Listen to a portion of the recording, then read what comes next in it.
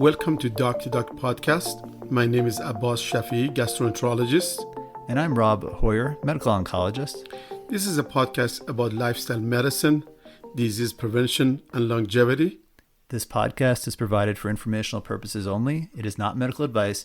Please consult your physician for individualized therapies. Please also check out our website at doc2doc.health. That's doc2doc.health. There you can leave us messages, make suggestions for future episodes, and ask us questions. And now, on to the show. Hi, everyone. Welcome to Doc to Doc episode 22. And we're so excited today to present Sugar Part 3. And we've got lots of really interesting information to go over with you. This will be a follow-up to episodes 1 and 2 of the sugar series. And we've covered all sorts of information about the history of sugar and how to measure glucose and continuous glucose monitoring. Today, we'll be talking about glycemic index, glycemic load, and how to select foods to help maintain a stable blood glucose. And so I'm joined by my good friend and colleague, Abbas Shafi, who will be starting out.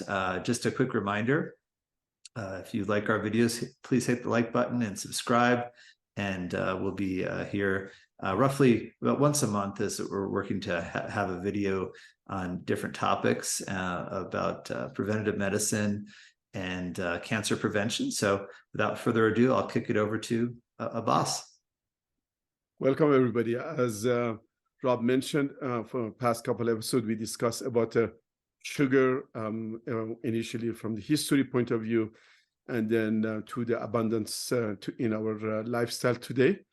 As we consume large amounts of sugar, there's multiple medical problem has arisen that such as obesity, diabetes, hypertension, cancers, dementia, and etc. So hopefully you have listened to those two podcasts. And in the last podcast, Rob, excellent presentation of how you can measure your blood glucose at home as well as in the laboratory and how to monitor it. So, and today we will talk about how you can choose your plate or diet. And one of the important things to know, each product or each food has its own what they call glycemic index and glycemic load. And these are somewhat controversial, not controversial, confusing, I have to say, for some of the patients and that I talk to, and a little bit more, look like more of a medical terms. So we try to today define them, to make them simplify, and then we'll give some of the example, how can we choose a proper diet as well as a proper plate that you can look to choose a balanced diet so there will not be all with high content of sugar and calories. Before I do, I give it to Rob to talk about glycemic index and glycemic load. Okay, so let's go into the glycemic index and we'll talk about what that is. So I'll go ahead and get my screen share here going, and we can talk about these different terms. So what is glycemic index? So this is an attempt to figure out for a specific food how much it will raise a person's blood sugar. So it's defined as low, medium, or high glycemic index for a certain food. And basically it goes from 0 to 100. So 100 would be something very sugary, for example, like pure sugar. So if you give a person 50 grams of sugar and study their blood glucose, that's the effect, what's called the area under the curve of that blood glucose value for the next 2 hours after that. And so that's how you get the control. And then to actually study the specific food, for example, if we're looking at, say, beets, we would give 50 grams of beets, which is quite a bit of beets. It's like 4 cups of beets, but it's about, give this beets and then study the blood glucose after eating the beets for 2 hours. And then compare the area under the curve for glucose of the beets, and then divide that by the glucose area under the curve for the pure sugar, and you get a value. And that value would be between basically 0 and 100. What's defined as low is 55 or less for the glycemic index, and then medium is 56 to 69, and then high is 70 and above. So that's the glycemic index. It's important that it really it's a standardized amount of carbohydrate of that food that's eaten, and also it's this is calculated based on the average of 10 individuals. So 10 individuals, glucose is studied, and then basically that's the average of those 10 individuals is how that glycemic index is calculated. So those individuals presumably are healthy, but as we know, different individuals can respond differently to different foods. And so that's something that's the idea of why 10 individuals are studied. Also, a big thing with the glycemic index is the amount of carbohydrate is standardized. And when we eat, we don't particularly eat a certain amount of carb. We're going to eat maybe a cup of beets or half a cup of beets, not 4 cups, for example. And so there is another calculation. It's called the glycemic load, which is on this. This is the basically it uses the glycemic index. Basically, it's you basically have the glycemic index of a food multiplied by the amount of the food, amount of the carbohydrates in the food that you ate, and then divide that by 100. And so you basically can get an idea of the amount of carbohydrate. So obviously, a smaller amount of beets is going to affect the blood glucose less than if you ate a larger amount, say 1 cup versus 3 cups. And so that's how the glycemic load is calculated. And so these are two different measures, but the idea is to look at the effect of blood glucose for both the food and then the portion of the food is the idea. I think it's important to say that with glycemic index, yes, lower is going to have less effect on blood glucose, but that does not mean no effect on blood glucose. So, for example, pasta, which we'll talk about a little bit here, al dente pasta might be a low glycemic index food, but if you look at your blood glucose after you eat that, the glucose rise might be 30, 40 points after eating that food. And yes, that's less than if you ate pure sugar, but it's not exactly ideal. If you're for example working on glucose intolerance or trying to really keep your glucose stable. So that's the glycemic index, the glycemic load. And please, if there's any questions, feel free to reach out to us, and I'll kick it over to Abbas to talk about some foods that we can go from there.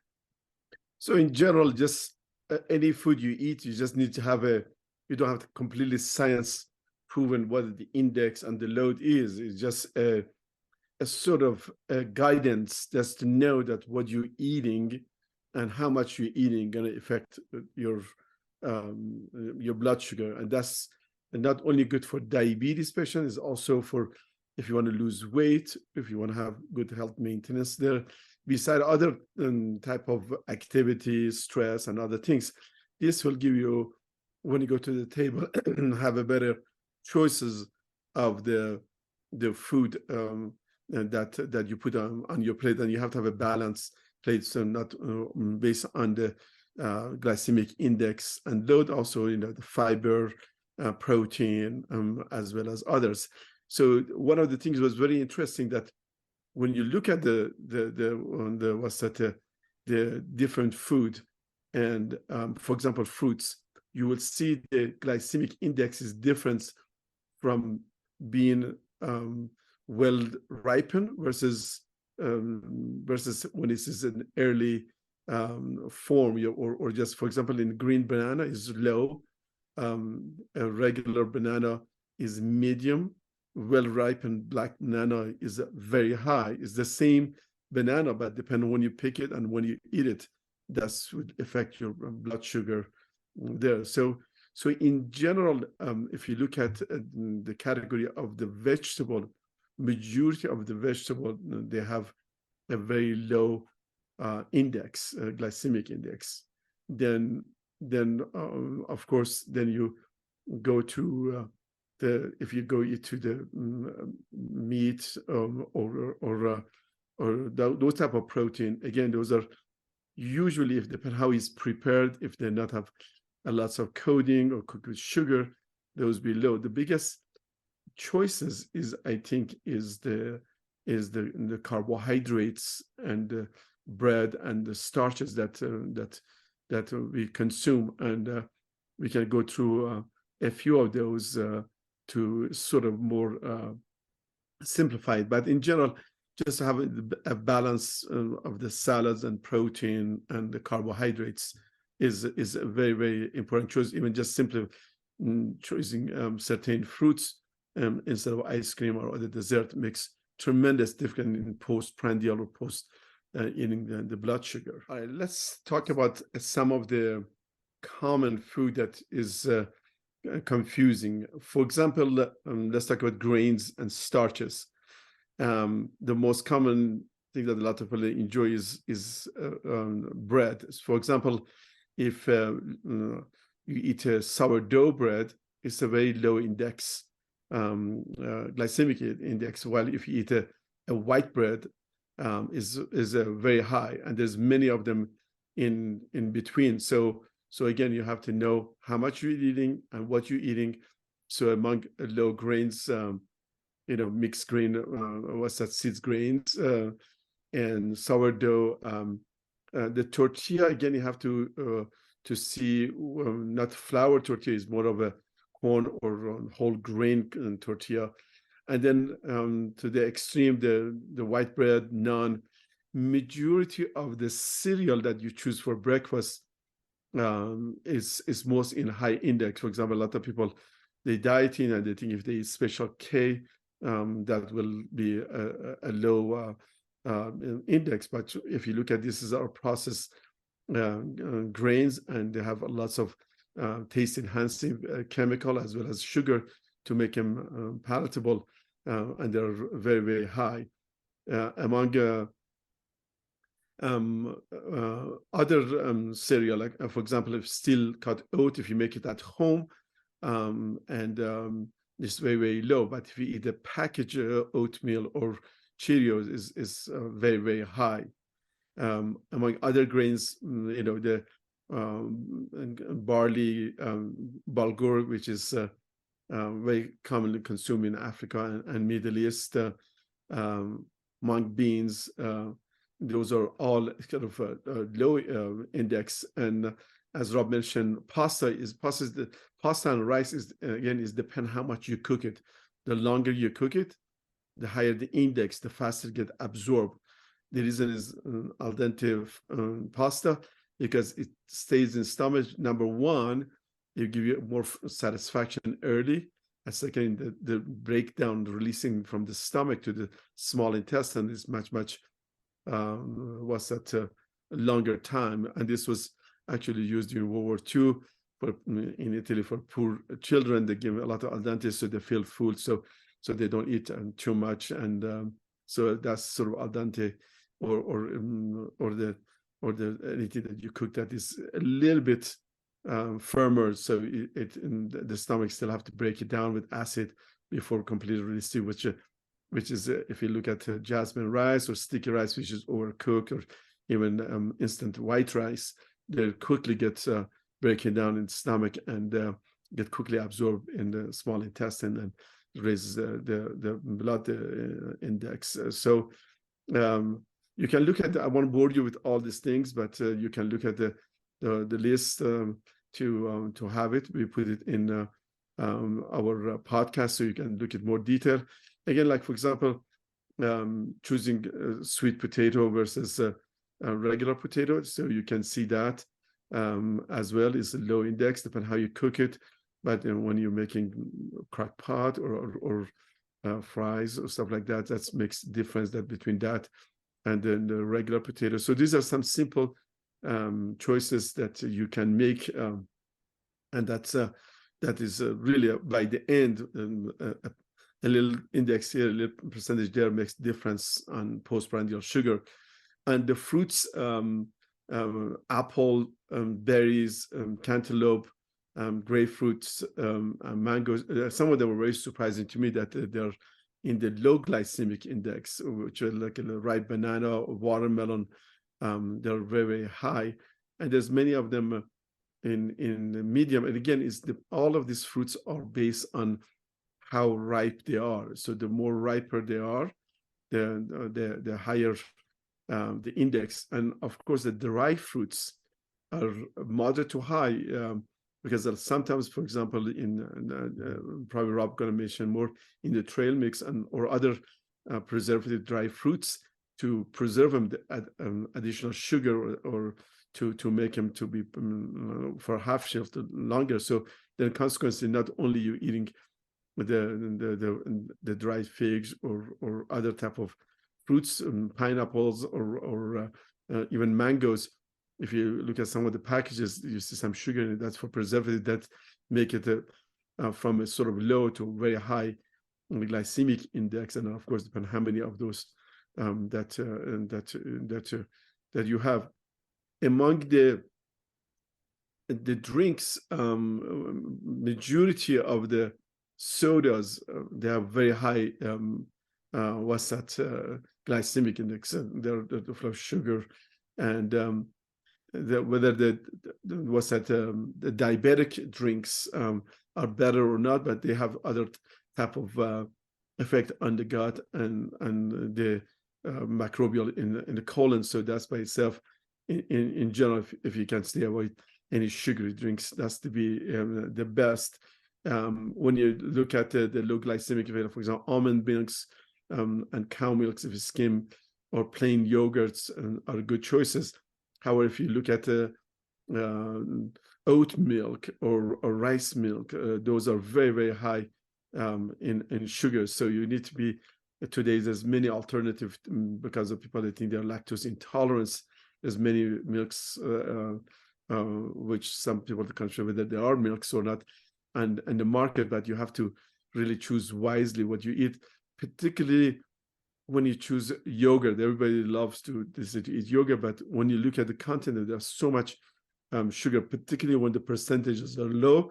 You add carbohydrate to it or other type of flavoring into it, which is loaded with large amounts of sugar. So be smart, and the more plain, the more basic it is, and of course the quantity, how much you eat, it makes the whole difference. In the beans or legumes, majority of these are very low glycemic. They're a great substitute for protein from animals, and they're great source for fiber.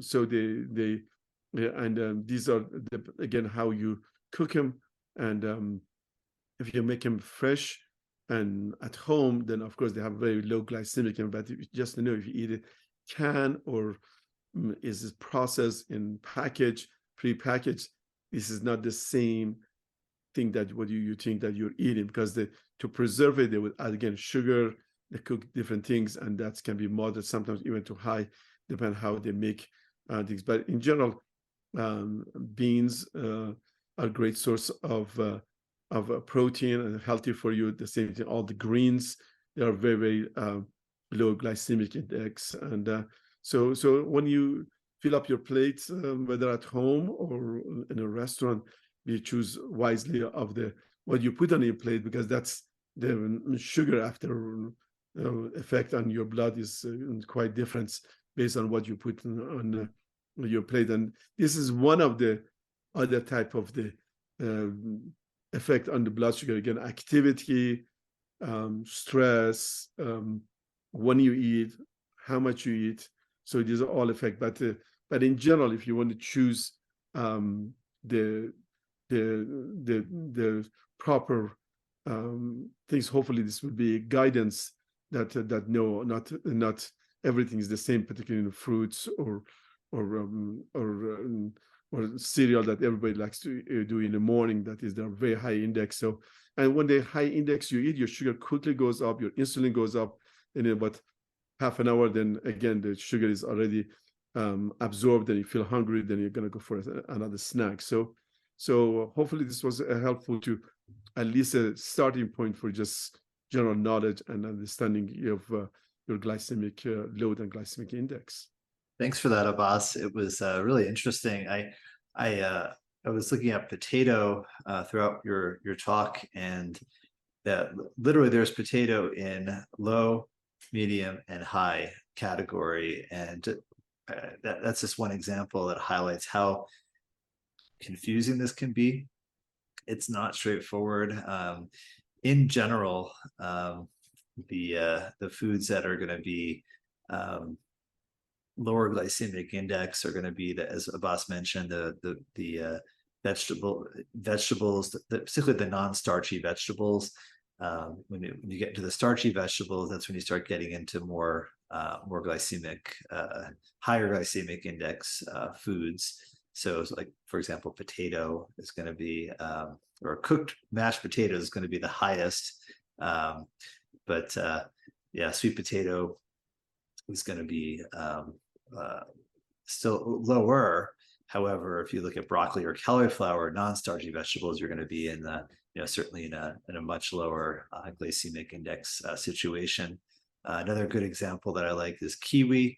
So there's green versus yellow. So yellow kiwis tend to be sweeter. So you could, if you were to guess that yellow kiwis have a higher glycemic index, you'd be right. So yellow kiwis tend to be have a higher impact on blood glucose. And I just wanted to mention a couple foods that have often been considered our health foods, but you just got to be really careful. Oatmeal, Abbas mentioned, particularly instant oatmeal. Watch out. Instant oatmeal, particularly if flavored, can be extremely impactful on blood glucose. What the reason for that is because the oat has to be crushed and processed in order to be instant. Normal, if you get steel cut oats, you have to cook those for about 30 minutes in a pot. You got to boil those things. If you eat them, if you put water in and a few minutes later you eat it, it's not going to taste good because they're like hard as a rock. You have to cook it. Instant oatmeal, the oat has been rolled and processed and is crushed basically, and so that's why you can put the water in, mix it up, and it's good to go. However, it also has a huge impact on your when it's absorbed into processed in your small intestine. That glucose is readily available, in that carbohydrate in that oat is readily available, much easier to be released into the gut than if it had to go through the digestive process. So oat is a good example. Cereals, Special K, Cheerios, cornflakes, these are all heavily processed, so you'll see a big impact on blood glucose. And then the plant-based milks and yogurts are often sold as health foods. Our daughter loves to drink oat milk, and I drink it sometimes too. It tastes great. However, you look at the package and you look at the number. You want to look at added sugar. If you see added sugar, I think that oat milk that we have here at home right now, it has 8 grams of added sugar per cup, and it's going to have a pretty impactful rise in the blood sugar. I don't know if it's probably going to be in the high glycemic range.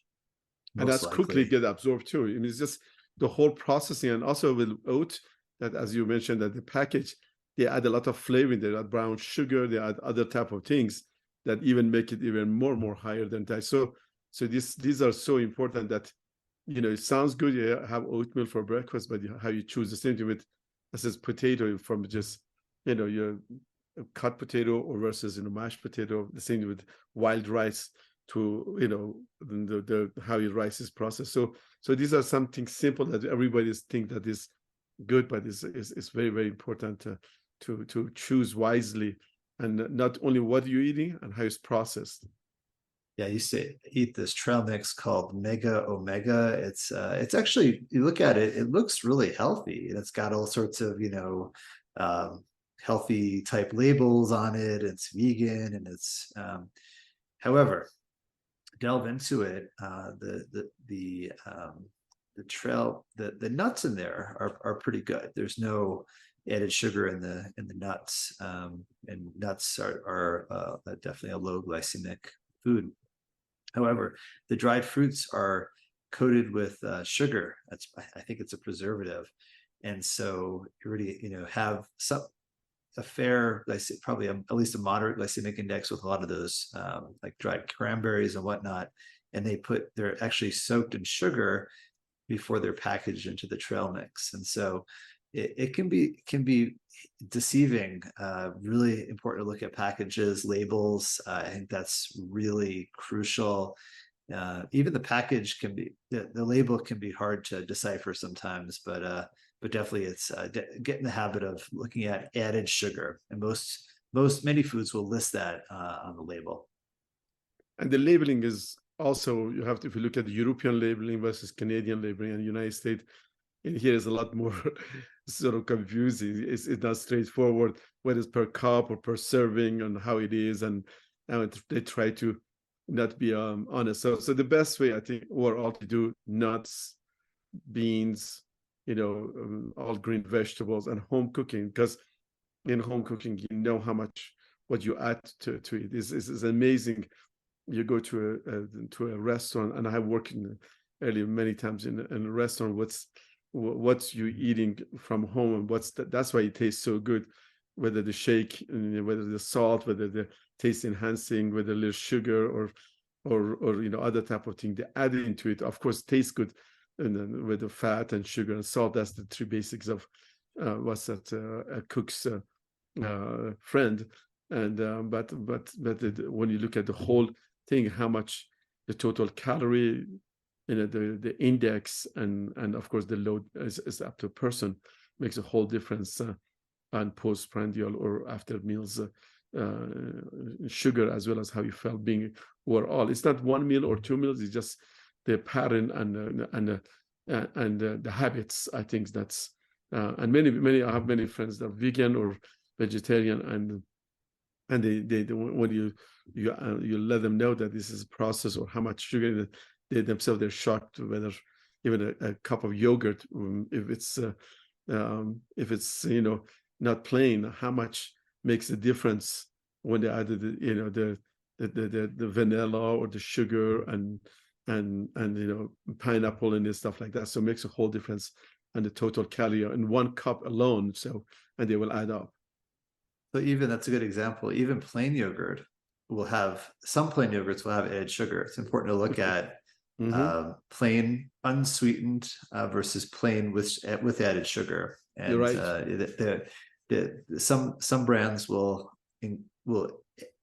indicate added sugar very clearly. Some it's a little harder to decipher, but yeah. And the big one is those fruit preserves that are basically, it's like a jelly that's mixed in with the yogurt to add flavor, which tastes great, but it might add 10, 15 grams of carb into that just that one half cup serving of yogurt. So it can make a huge impact on the blood glucose.